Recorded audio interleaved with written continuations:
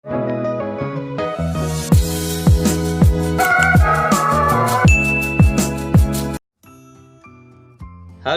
namaku Profesor Yulian. Hari ini kita akan membahas teks berita. Berita sering disamakan dengan informasi, padahal tidak setiap informasi bisa disebut berita. Mari kita mempelajari teks berita agar kita bisa memahami pengertian, karakteristik, dan struktur berita. Berita adalah kabar, informasi, terutama yang resmi atau laporan pers. Chilton menyatakan bahwa berita adalah laporan mengenai peristiwa yang penting diketahui masyarakat dan juga laporan peristiwa yang semata-mata menarik karena berhubungan dengan hal yang menarik dari seseorang atau sesuatu dalam situasi yang menarik. Berdasarkan pengertian di atas, dapat kita ketahui beberapa hal spesifik tentang berita, yaitu 1. Berita dapat berupa informasi atau kabar dan laporan.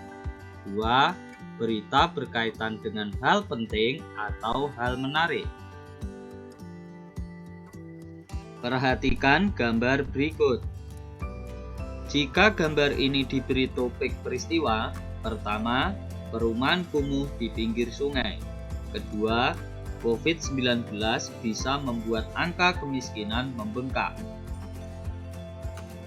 Tentunya, topik peristiwa yang penting dan faktual saat ini adalah COVID-19 bisa membuat angka kemiskinan membengkak.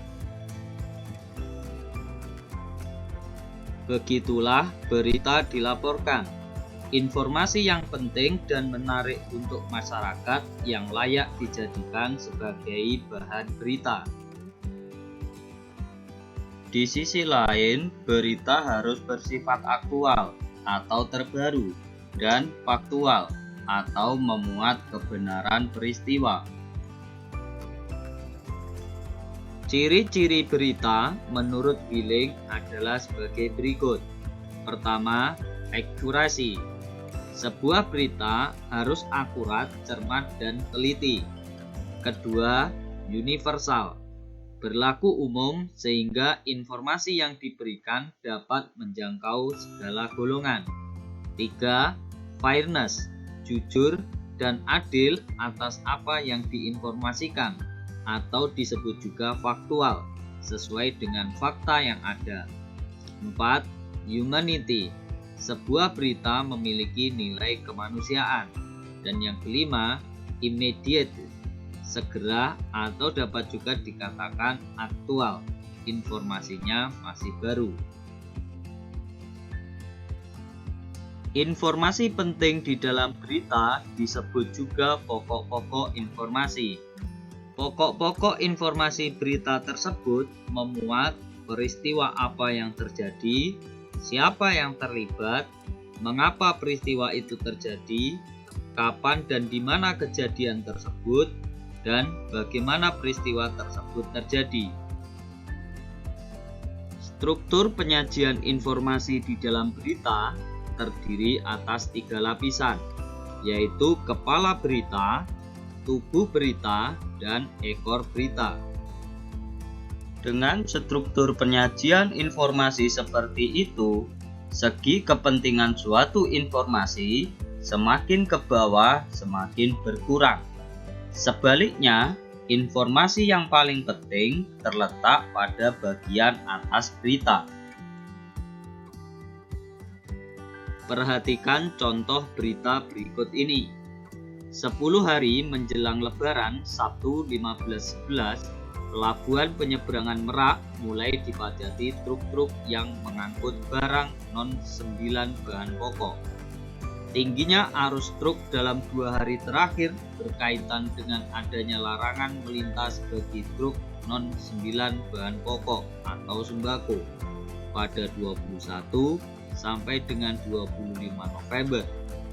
Larangan itu berlaku bagi truk bersumbu lebih dari 2, truk gandengan, truk tempelan, dan truk kontainer. Penumpukan truk di Pelabuhan Merak kemarin menyebabkan antrean truk sekitar 100 meter dari pintu masuk kapal. Antrean terjadi di dermaga 1 hingga dermaga 4, tetapi masih dalam batas normal dan belum membeludak di luar area parkir pelabuhan. Meskipun demikian, akibat penumpukan truk itu, beberapa sopir truk mengaku harus menunggu sekitar 2 hingga 4 hari untuk bisa masuk kapal.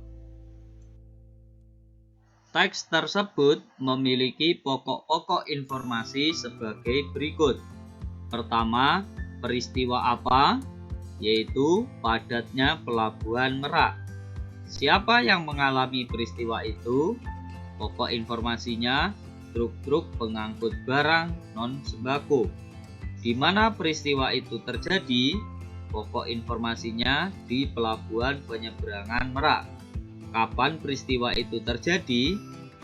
Pokok informasinya 10 hari menjelang Lebaran, Sabtu 15/11.